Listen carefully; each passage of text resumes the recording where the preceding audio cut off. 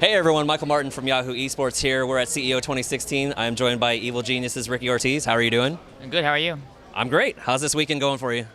It's hot outside, it's humid, but overall, I mean, CEO, it's a great event, it's really fun. It's known for being such a huge and grand event, and I'm happy to be here and compete. So how are you doing in pools? I'm waiting till 6 p.m. to play in top 64. Yeah, so that should be exciting, because that's when all the really, really good matches are going to happen. A lot of people may not know that you've been around for a while.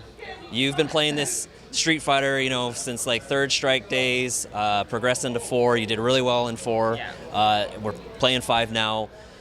What's the transition been like for you to go through these different games? It's definitely a different experience with every game because they're all so different in some aspects, but I guess in the core of it, in the soul of Street Fighter, they're all essentially the same with neutral game and footsies and patience. So I think just having a really strong, fundamentally sound play style, I think my transition is always pretty much solid through every Street Fighter game I play, or pretty much any fighting game I play.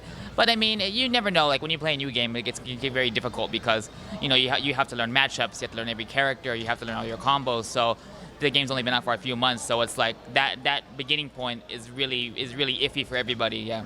I feel like, from what I've seen from a lot of players who did play Third Strike, that there seems to be maybe an easier transition for some of those players. Do you feel that's kind of the case for you or maybe other players too? Yeah, I definitely think so, especially in 5 because in Street Fighter 4, footsies were there, but they were much harder there because the way the normals retracted, there was no active hitbox.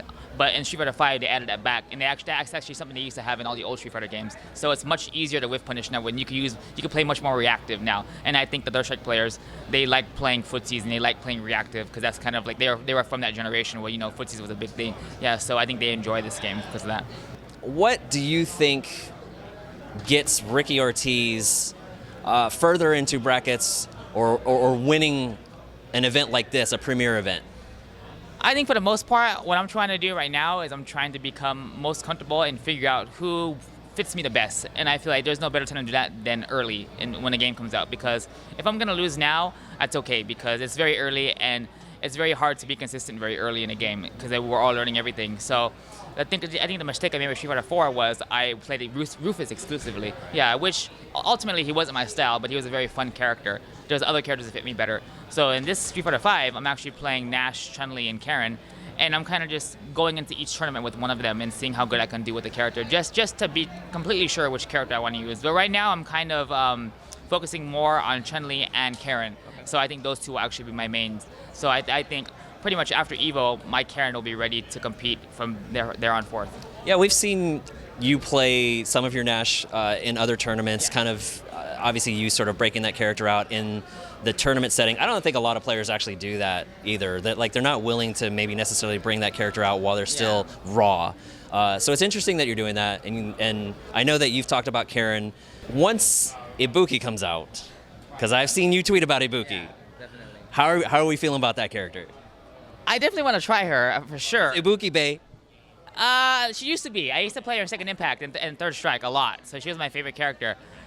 I heard that she's negative edge character, and I don't like negative edge characters. I don't like holding buttons down when I play, and I heard that's like the main premise of the character. So if I play her and I happen to not kind of mesh with that, then I probably won't play her. I'll just stick to Karen and Chun-Li, because right now I'm actually, to be honest, I'm having the most fun with Karen, because I'm starting to understand the character a lot better than what I did before. And then second is Chun-Li. But so those two are actually just good enough for me if I actually don't enjoy Ibuki. For those that may not know, can you actually quickly describe negative edge? Oh, basically negative edge is basically when you hold a button down and it charges for something, and you let the button go and something happens, and a special move comes out. So basically you would have to, like, to throw her kunai, you'd have to hold the button down.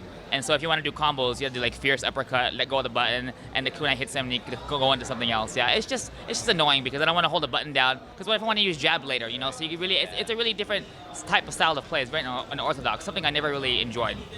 So on working on Karen in Street Fighter 5, you probably get a lot of help from one of your teammates. Yes. Pretty good Karen player. I think we've seen some pretty good results from him. Yeah. What do you get from Justin? Like, how does he help you develop your Karen so that and basically the way you want to play the character as well?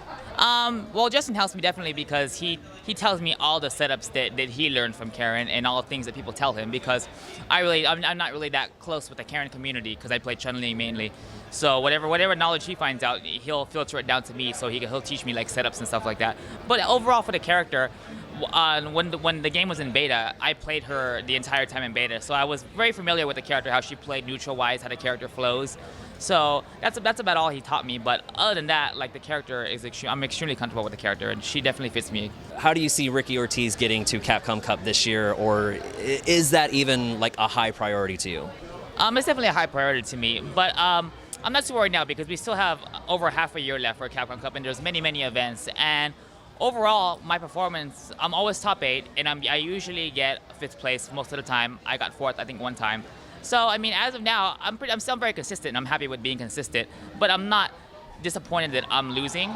But I know in the future, as the game progresses, I will continue to get better and better because I'm getting more and more comfortable with the game and more comfortable with the characters, and most importantly, more comfortable with the matchups, because that's the most important thing that can cost you a match in tournament, is losing, not being unfamiliar with the character, yeah. And that I'm kind of overcoming. We all are, yeah, so that's the most important thing to me.